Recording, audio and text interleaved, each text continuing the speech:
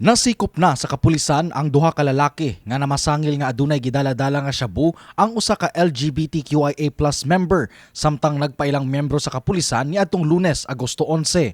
Base sa gipahigayong investigasyon sa Carbon Police ug Police Station 5, ilang nasuta nga dili gyud pulis ang duha ka lalaki ug nagpakaron innon lamang.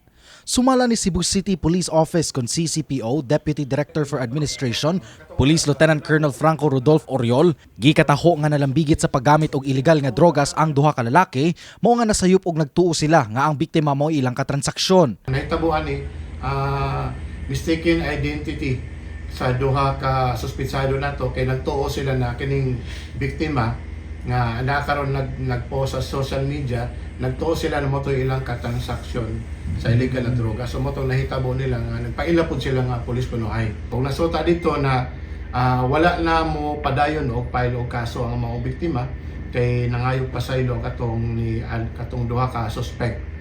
Pero sa gihapon amo nang gihapon gihatagan aksyon na karon, gihatagan nato og formal investigation o gani gipasubmit nato karon ang hepe sa Police Station 5. Apan subay sa gipahigayong Oplan Bulabog operation sa Police Station 3 sa Pier area sa adlawng Martes, nakadakop ang ilang operatiba og duha ka lalaki.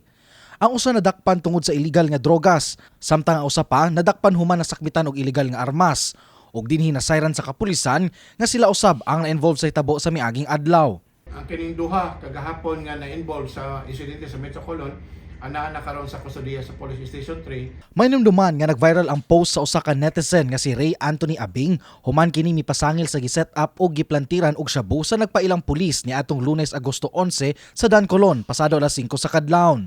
Nalatid sab sa maong post nga daw gisugat siya sa usa ka lalaking naka-jacket og nagkalo og mipasangil nga gituok samtang nagpailang pulis ang mga suspect kay lagi matud pa aduna siya gidalang shabu sa iyang bag. Nay allegation nga wala gitarong og imbestiga or gi-assist sa atong pulis, ato po na siyang ginigate no kay ang kato siyang biktima girespondian gito sa duha ka personnel nato diha sa elevated outpost nga nahimutang dito sa Jolly o sa ka fast food diha sa may Metro Colon.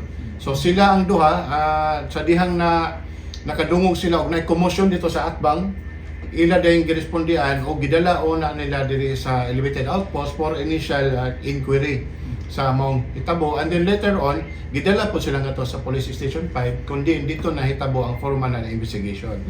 Samtang dunay pasidaan si Oriol sa mga nagpailang pulis o miyembro sa enforcement agency o giawhag sab niya ang publiko sa pag-report sa mga ingon-ani nga insidente. Yes, so amo lang warning nato sa mga tao no na magpaila atong kapulisan or miyembro sa law enforcement agency na mamahimo sila mapaila og kaso na for usurpation of authority. Among gihangyo ato ang mga katawhan pod na palihog lang kung naman gani mga nahibawan niyo impormasyon bahin sa mga tao na magpailang pulis o miyembro sa law enforcement agency, mahimo lang na mo pahibaw dayon nato sa pinakadoon na nga elevated outpost nato for atong kapulisan nga naka-deploy sa ato ang mga lalain na mga areas. Kasong illegal possession of firearms o illegal drugs ang ipasaka nga kaso batok sa duha ka suspetsado. Kini si RD Morales, alang sa May TV, Cebu.